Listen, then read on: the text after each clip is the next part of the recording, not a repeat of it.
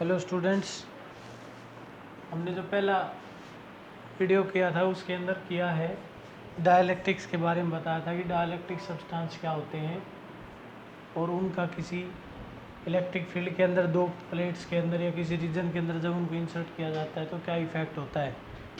तो इसमें जो है, अगर हम कैपेसिटर की प्लेट्स के बीच में कोई डाइलेक्ट्रिक स्लैब डाल देते हैं तो उसकी कैपेसिटी के ऊपर क्या फ़र्क पड़ेगा, पोटेंशियल के ऊपर क्या फ़र्क पड़ेगा, एनर्जी के ऊपर क्या फ़र्क पड़ेगा, इससे रिलेटेड जो है वो ये आर्टिकल होगा हमारे। तो इसमें जो है हमने पढ़ा था कि जो कैपेसिटर होता है उसकी कैपेसिटी, अगर उसकी प्लेट्स के बीच में वैक्यूम होता है, सेपरेशन डी है, प्लेट का एरिया ए है, तो उसकी कैपेसिटी थी A epsilon not by D.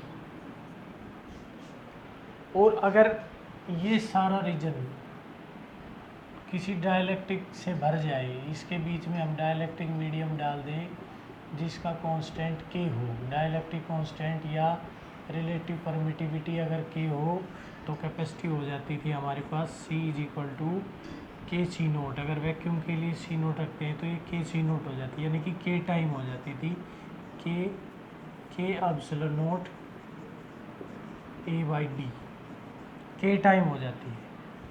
ये तो तब है जब ये रीजन कम्प्लीटली फिल है, लेकिन अगर इसी रीजन को हम कम्प्लीटली फिल ना करके कुछ आधा कर दें, इस जो कैपेसिटर की जो प्लेट्स है उसके बीच में कम्प्लीटली स्लैब ना डाल के इस रीजन में हम कुछ टी थिकनेस की, जिसकी थिकनेस टी है, वो स्लैब डाल दें।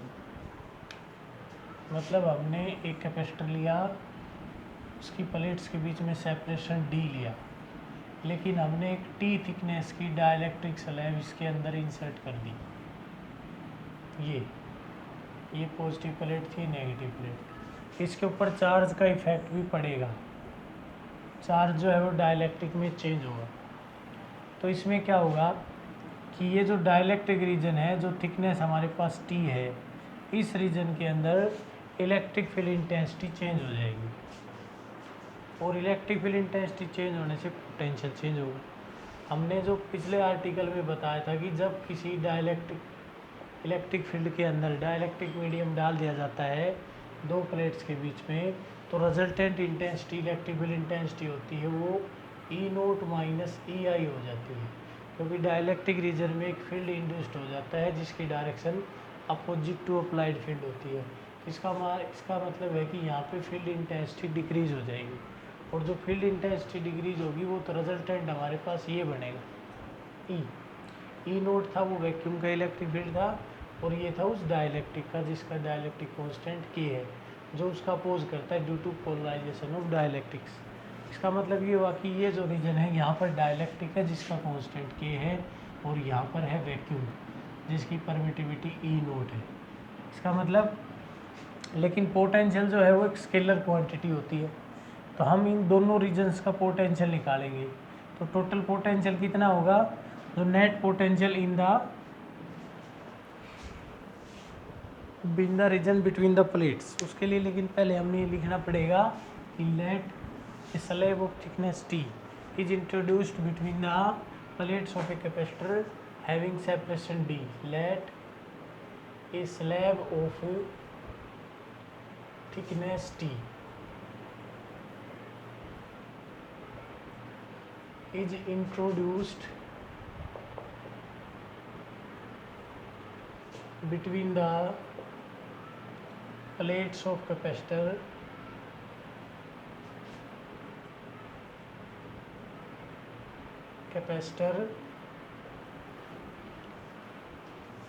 having separation D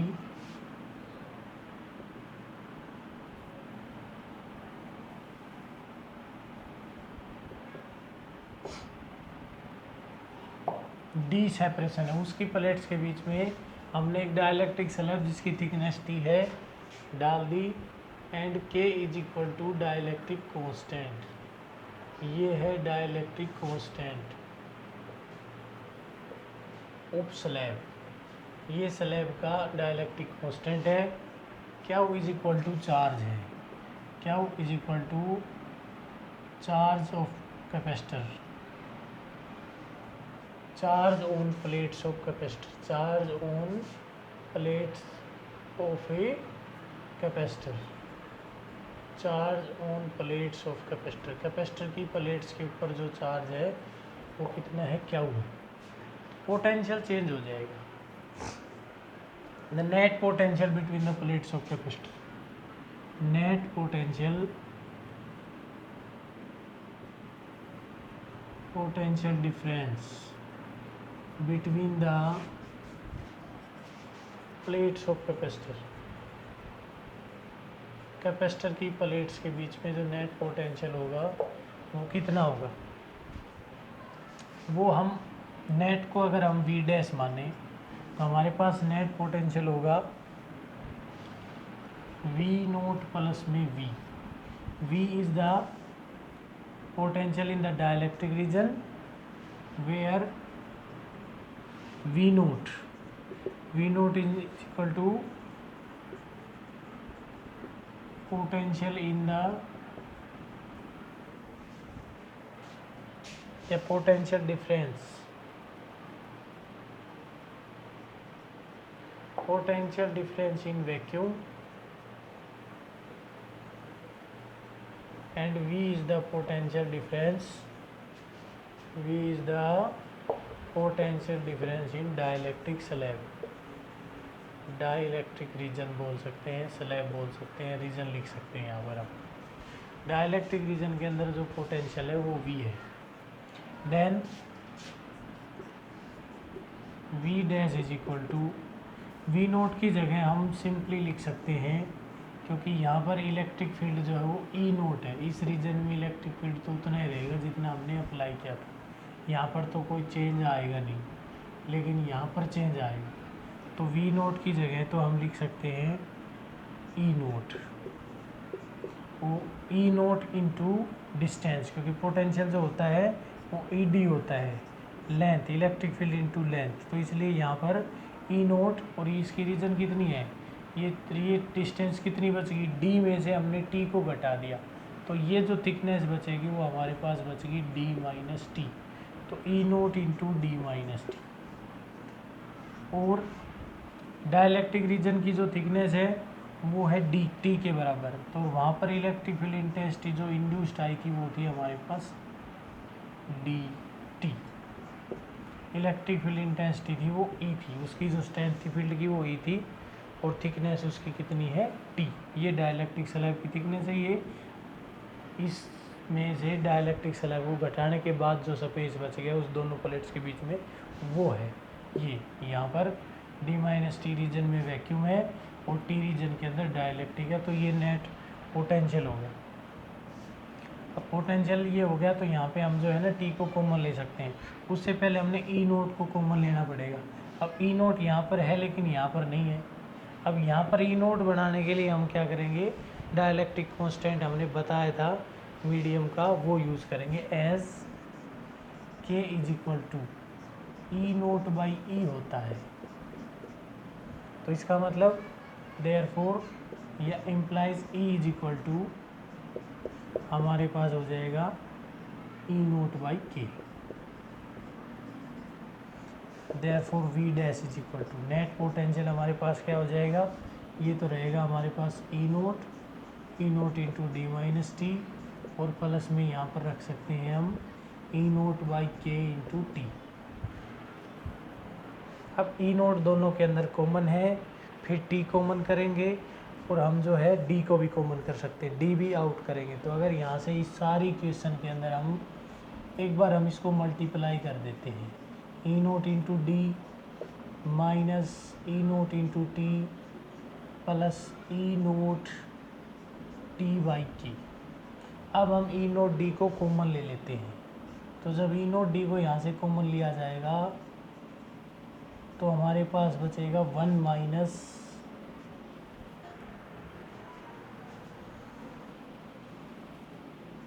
T by D, क्योंकि डी यहाँ नहीं था, 1 minus T by D plus T upon K D. ये V nought is equal to P dash is equal to P nought D. यहाँ पर डी है, यहाँ पे डी नहीं है, यहाँ पे डी नहीं है, तो इसलिए ये डिनोमिनेटर के अंदर डी हमने दिखाना पड़ेगा। तो अगला जो पार्ट बनेगा हमारा वी डैश का, वो बनेगा V dash is equal to P nought D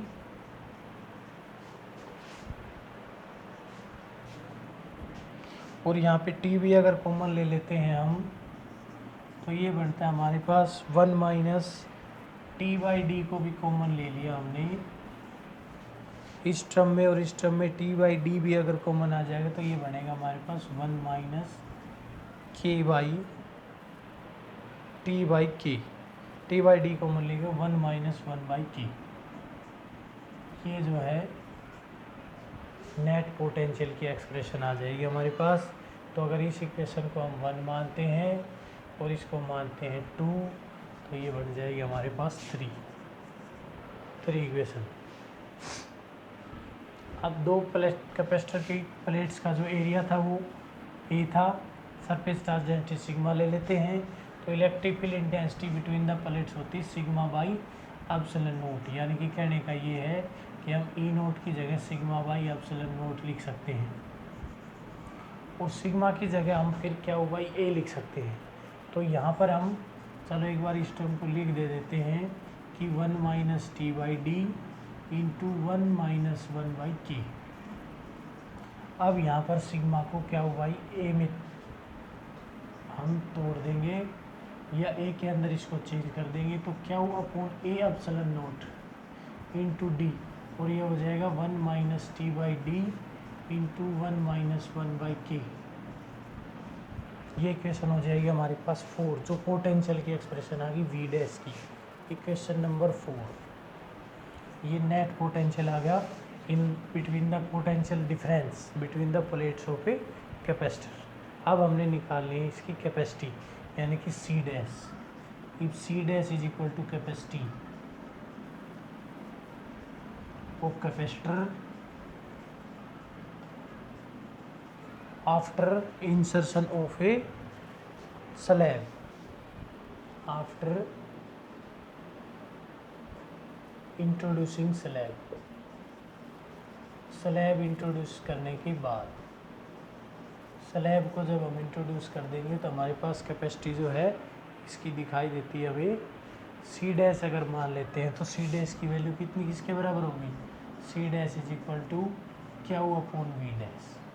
charge उतना ही रहना है, क्या हो भाई वी डैश। कुछ फर्क पड़ता है चार्ज के ऊपर, वो उसके कारण पड़ता है, इसके कारण पोलराइजेशन के कारण। वो बताएंगे कि जो पोलराइजेशन के कारण चार्ज की वैल्यू चेंज हो जाती है, लेकिन मोस्टली इतना ही रहता है। अब क्या की वैल्यू जो, क्योंकि ये कंजर्व क्वांटिटी है चार्ज, तो इतना ही रहेगा। तो क्या हुआ वी डैश, क्या हुआ वी डैश। अब क्या की वैल्यू जो है हमारे पास क्या हुआ है, और वी डैश की वैल्यू को यूज़ करेंगे तो नई कैपेसिटी जो है वो हमारे पास आ जाएगी। कितनी आएगी, ये इक्वेशन जो है 5 जो है, इसमें 4 को 5 में यूज़ करेंगे, यूजिंग 4 in 5। अब यहाँ पर हम 5 इक्वेशन यूज़ करते हैं।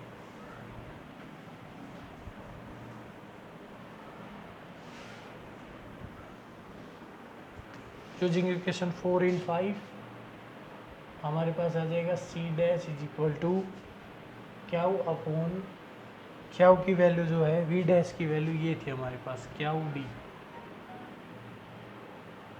D by A epsilon note into 1 minus T by D 1 minus 1 by K. ये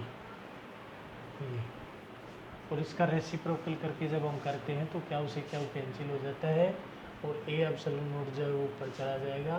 तो ये आएगा हमारे पास A epsilon note by D into 1 minus T by D 1 minus 1 by K, जो डिनोमिनेटर में होगा। अब जो A epsilon note by D जो होता है, ये कैपेसिटी होती है कैपेसिटर की in the vacuum. A epsilon note by D जो है capacity of capacitor in the vacuum, जो हमने शुरुआत में बताई थी। तो इसका मतलब सी डैश की जो वैल्यू होती है वो आ जाएगी हमारे पास C naught into 1 minus T by D into 1 minus 1 by के।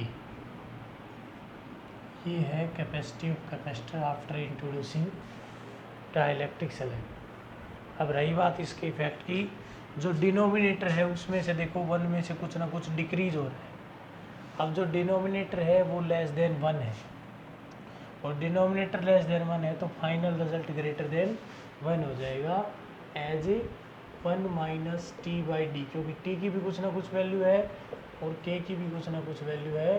तो ये जो 1 माइनस टी बाई डी है ये सारा लेस देन 1 है, ये लेस देन 1 है। तो इसका मतलब ये हुआ कि C dash by C, therefore C dash upon C nought greater than 1। ये सारा कंसेप्ट ग्रेटर देन 1 हो जाएगा।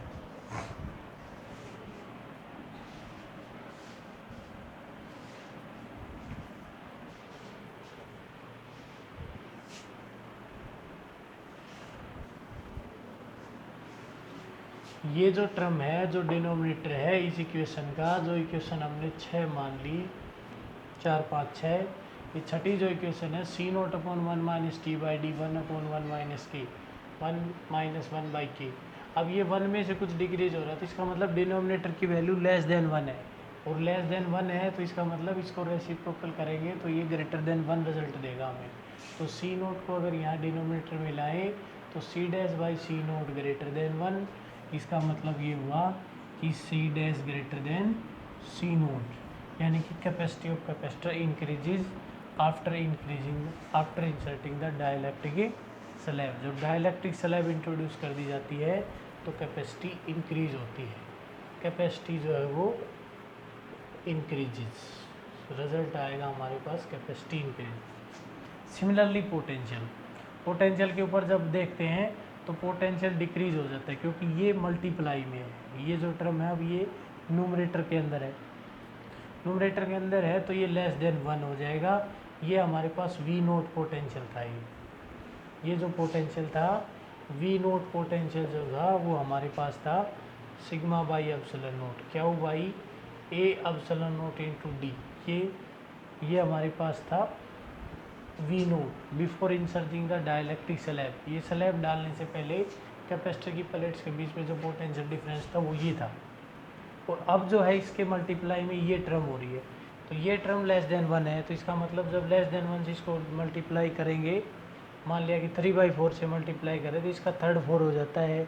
9/10 से करते हैं तो 9/10 हो जाता है। कहने का मतलब है कि ये इसकी वैल्यू डिक्रीज़ हो जाएगी तो पोटेंशियल घटता है, मतलब V dash less than V nought होता है।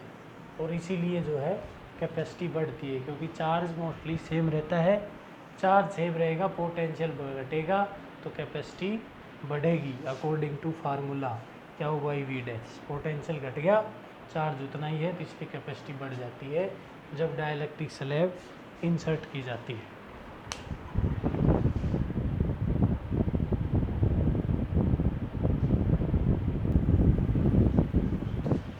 अगला आर्टिकल है हमारा capacity of capacitor when A conducting slab is introduced between the plates of capacitor. अगर किसी कैपेसिटर की प्लेट्स के बीच में हम कोई कंडक्टिंग स्लैब इंसर्ट कर देते हैं तो उसकी कैपेसिटी पे, उसके पोटेंशियल पे क्या फ़र्क पड़ता है, उसकी एनर्जी पे क्या फ़र्क पड़ता है। तो इसमें क्या है कि let a conducting slab of thickness T is introduced between the plates of a capacitor having capacity C naught is equal to A epsilon naught by D in vacuum। मतलब जब वैक्यूम के अंदर कैपेसिटर लिया जाता है जिसकी plates का area A है, ये बताता है कि एरिया A है, दो प्लेट्स के बीच में सेपरेशन D है और उसकी प्लेट्स के बीच में जो पहले था जो मीडियम था वो वैक्यूम था, इसलिए उसकी कैपेसिटी थी A epsilon naught by D। अब हमने इस कैपेसिटर की दोनों प्लेट्स के बीच में स्लैब डाल दी, वो भी कंडक्टिंग स्लैब जिसकी थिकनेस कितनी है टी। अब कंडक्टिंग स्लैब इंसर्ट करने का मतलब ये हो गया कि हमने इस रीजन को तो ख़त्म कर दिया क्योंकि इस रीजन के अंदर इलेक्ट्रिक फील्ड 0 हो जाएगा। कंडक्टिंग जो मीडियम होता है उसके अंदर चार्ज जो है वो रेजिस्ट ही नहीं करता, रुकता ही नहीं है। तो इसका मतलब है कि यहाँ पर जो है इलेक्ट्रिक फील्ड 0 होगा। तब इलेक्ट्रिक फील्ड कितने रीजन में है, अब इलेक्ट्रिक फील्ड जो है वो ई नोट है, उसकी वैल्यू ई नोट है, लेकिन वो कितने रीजन में होगा, सिर्फ टी को घटा दो, डी रीजन में से, जो डी सेपरेशन था प्लेट्स के बीच में, उसमें से हमने डी को घटा दिया।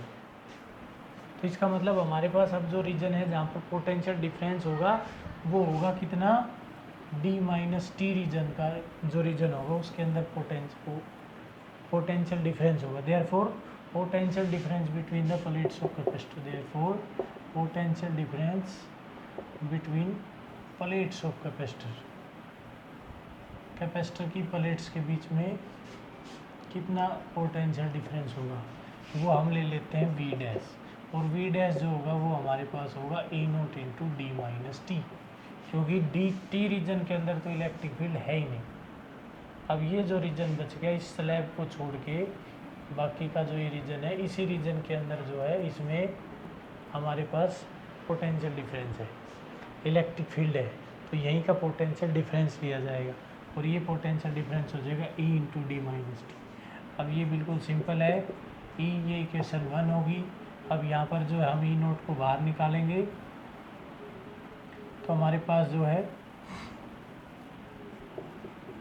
ई नोट डी को जब इससे बाहर निकालेंगे तो ये हो जाएगा हमारे पास टी बाई डी, ये इक्वेशन 2 हो जाएगी। ई नोट की जगह हमने यूज़ करना होता है sigma by epsilon note, sigma by epsilon note D into 1 minus T by D, ये इक्वेशन नंबर 3। और सिग्मा की जगह हमने यूज़ करना होता है, सिग्मा की जगह यूज़ करना होता है Q by A, Q upon A epsilon note, और ऊपर D into 1 minus T by D, ये इक्वेशन नंबर 4। अब हमने निकालनी कैपेसिटी, कैपेसिटी का जो नई कैपेसिटी होगी क्या हो जाएगी, C dash is equal to new capacity, C dash is equal to new capacity ले लेते हैं, न्यू कैपेसिटी या capacity after introducing the slab, new capacity या capacity after introducing the dielectric slab. तो नई कैपेसिटी जो है वो क्या हो जाएगी, सी डैश हो जाएगी हमारे पास क्यू बाई वी डैश, ये इक्वेशन नंबर हो जाएगी 5 इक्वेशन के अंदर हम 4 का यूज़ करेंगे।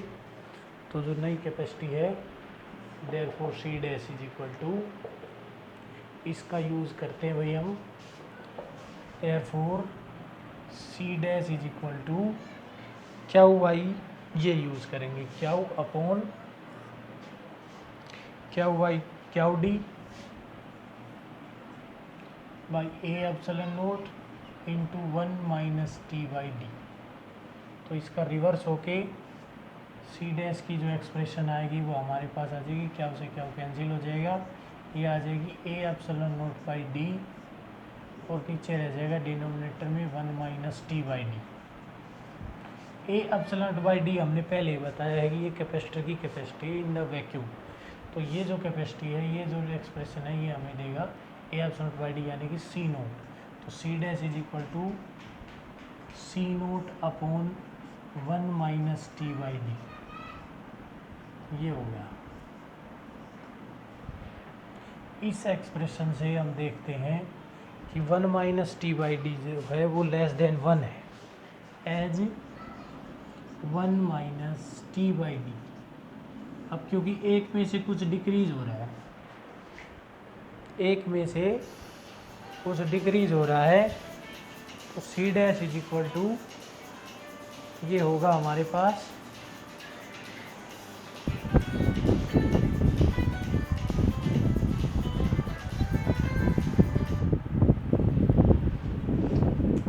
One minus T by D. तो ये जो है ये 1 minus T by D less than 1 है, इसका मतलब ये हुआ कि C dash upon C naught is equal to 1 upon 1 minus T by D. इस एक्सप्रेशन को जब हम यूज़ करते हैं तो ये लेस देन 1 है, ये ग्रेटर देन 1 होगा भाई, ये लेस देन 1 है तो इसका रेसिप्रोकल ग्रेटर देन 1 हो जाएगा, तो C dash by C dash C nought जो है वो ग्रेटर देन 1 होगा। नीचे जो डिनोमिनेटर है वो 1 से कम है भाई, 1 में से कुछ घटा दिया, अब 1 में से कुछ घट गया तो वो 1 से कम हो गया, लेकिन वो डिनोमिनेटर में है, जैसे कि 3/4 लेस देन 1 है, अगर हम इसका रेसिप्रोकल करते हैं तो 4/3 बन जाता है, तो ये ग्रेटर देन 1 हो गया। तो इसी तरह यहाँ पर ये जो है 1/1 - t/d का जब रेसिप्रोकल होगा तो ये ग्रेटर देन 1 हो जाएगा। देयरफॉर C'/C0 ग्रेटर देन 1 और C' ग्रेटर देन C0, यानी कि capacity of capacitor increases after introducing the conducting slab. चाहे हम डाइलेक्ट्रिक स्लैब डालें या कंडक्टिंग स्लैब डालें, कैपेसिटी इंक्रीज होती है और यहाँ से जो है पोटेंशियल डिक्रीज होता है। इस एक्सप्रेशन से पोटेंशियल डिक्रीज हो रहा है, यहाँ से देख लो, क्योंकि ये इसके मल्टीप्लाई में है। ये टर्म थी डिनोमिनेटर में, ये थी न्यूमरेटर में, ये मल्टीप्लाई में थी, ये डिवाइड में थी। इसलिए यह मल्टीप्लाई लेस देन 1 है तो ये डिक्रीज हो जाएगा, ये डिवाइड लेस देन 1 है तो इंक्रीज हो जाएगा। तो जब कैपेसिटर की प्लेट्स के बीच में चाहे कंडक्टिंग स्लैब डालें और चाहे डाइलेक्ट्रिक स्लैब डालें, कैपेसिटर की कैपेसिटी इंक्रीज होती है, पोटेंशियल डिक्रीज होता है। रही बात एनर्जी की, एनर्जी के ऊपर हमने इफेक्ट देखना पड़ता है अकॉर्डिंग टू फार्मूला, कि हम कौन सा फार्मूला यूज़ कर रहे हैं। 1/2 क्या वी वाला, क्या उसके बाई वी वाला यूज़ कर रहे हैं, क्या वी वाला यूज़ कर रहे हैं, या 1/2 CV² वाला यूज़ कर रहे हैं। तो ये सारे एनर्जी के ऊपर भी इफेक्ट पड़ता है, वो देखेंगे हम। पहले बताएंगे डाइलेक्ट्रिक के ऊपर, जो डाइलेक्ट्रिक स्लैब डालने से चार्ज के ऊपर कितना इफेक्ट पड़ता है, यानी कि charge affected by the dielectric polarization. Dielectric region में चार्ज की वैल्यू कुछ चेंज हो जाती है। उसके बाद जो है इलेक्ट्रिक एनर्जी और उसका टॉपिक थोड़ा सा डिस्कस करेंगे। यहाँ तक ये 2 आर्टिकल हम कंप्लीट करेंगे।